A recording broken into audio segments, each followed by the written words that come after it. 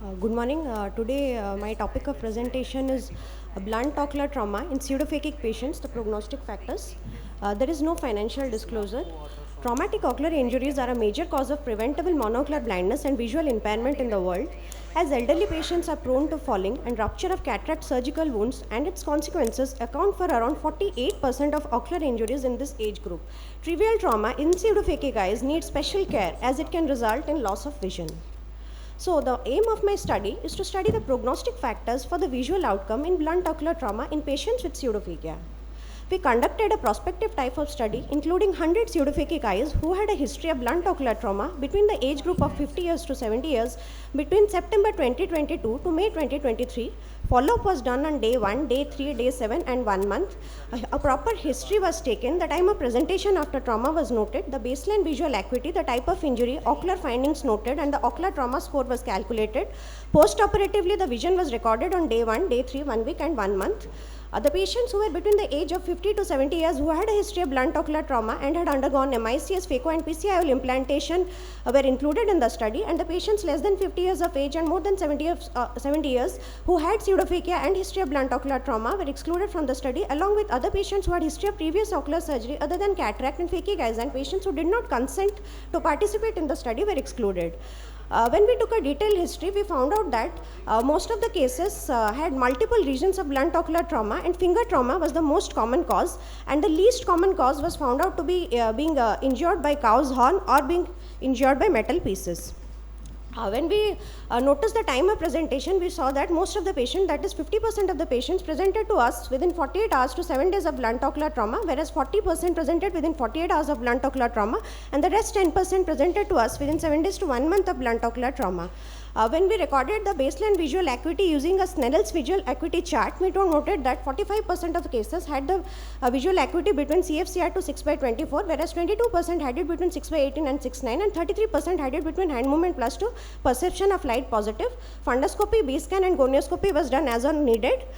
When we did a slit lamp examination, we found out that 10% of eyes had only subconjunctival hemorrhage, whereas rest of the eyes had some or other form of corneal involvement, and 22% of eyes had subconjunctival hemorrhage with grade 3 hyphema and PCL extrusion with vitreous loss, along with periorbital edema and ecchymosis as seen in most of the cases.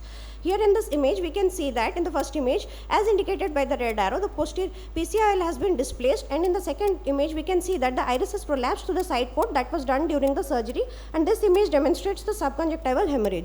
When we did a fundus examination, we found out that 20 cases had vitreous hemorrhage, 12 cases had macular edema present, and 11 cases could not be visualized due to excessive periorbital edema and total hyphema. When we calculated the ocular trauma score, we found out that 27 cases had 90 and 10 cases had 47. We managed all the case after doing all the ancillary tests which were performed, and after explaining the guided visual prognosis to the patients who needed that with proper documentation, and the patients who had vitreous loss were managed with pars plana vitrectomy, and SFIOL was given. We did a follow-up, and we found out that on the day 1 of follow-up and day 3 of follow-up, and after 1 month there was a significant difference. After 1 month, we found out that in 10 cases only subconjunctival hemorrhage was present, 5 cases periorbital edema was still present even after 1 month, and 2 cases ecchymosis was still present even after 1 month. Corneal abrasion was not seen in any of the cases.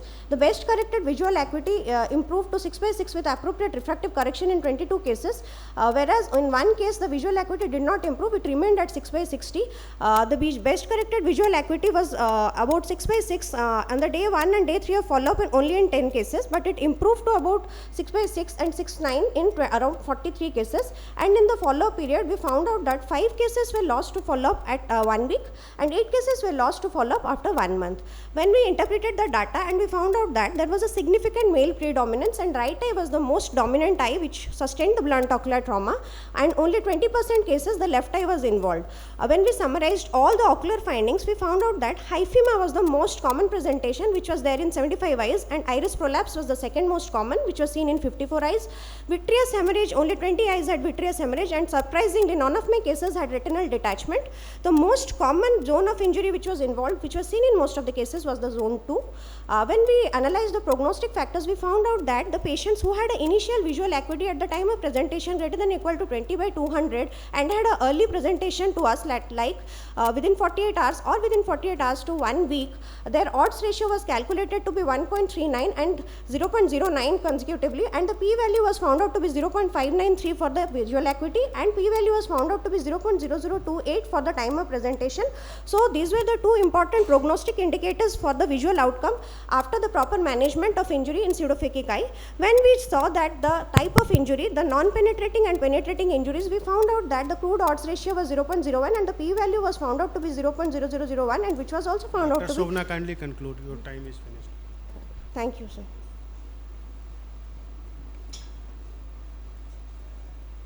Yeah. Thank you. Why you have done it in a cases of pseudophakic patient? Is there any specific reason for selecting these type of patients? Sir, because when we, most of the cases which we see in our setup are patients from rural setup. Those people are not much aware. So whenever we do cataract surgery on them, even if they come for follow-up, they don't present to us on day one, or when we advise them to come to us in 1 week also, they do not come in time. They only come to us when they feel that they have some kind of problem. So most of the cases we saw that they come to us at a time when they have some kind of injury or some kind of trauma or some kind of problem, even if we explain it to them. So most of the cases I found out that there is lack of awareness among the rural people. Most of the cases we deal in our setup are people who are uneducated and unaware of the fact that even after a PCIOL is given, we should take some extra care. So Okay. this was the main thing which I thought I should...